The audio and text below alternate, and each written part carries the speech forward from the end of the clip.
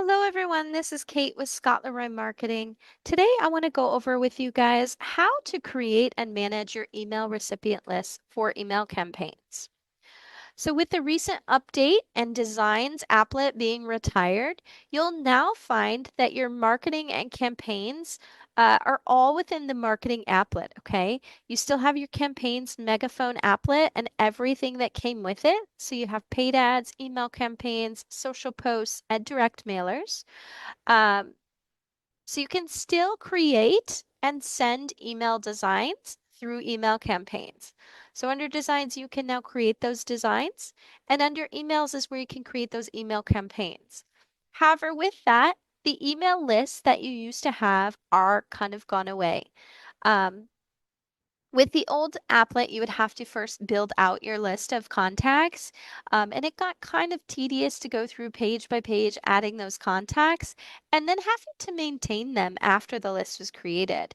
You would either have to manually update that or you would have to create a brand new list. So with that, they have kind of changed the way that you do that, and now your email list will be based on smart views. So you can come into your contacts within Command. You can create any filter that you'd like if you're filtering for specific contacts. Let's take a look here. Let's do something birthday related. Uh, within the next 100 days, let's say. Apply. We may not have any, so that might not be the best one. Uh, let's switch this. Let's see, based on smart plans. There we go. So we have any contacts that are on an active smart plan. Okay. Let's say we want to start adding them to an email list. Okay. We could then find all of those contacts. We can select them all and we can come in here and create a new smart view. Okay. So any smart plan.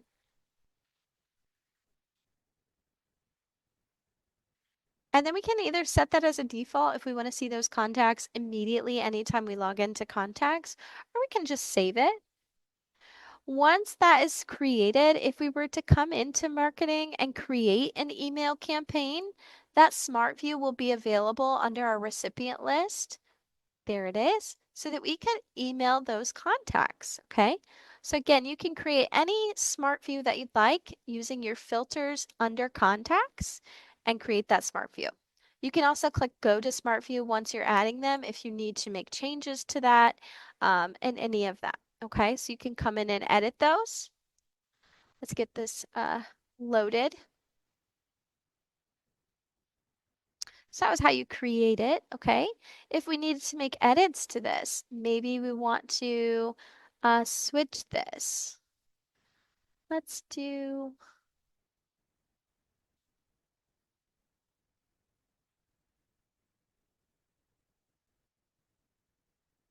all right, so we made a change. We only have one contact now. We could hit save changes and that smart view would now be just this one contact, okay?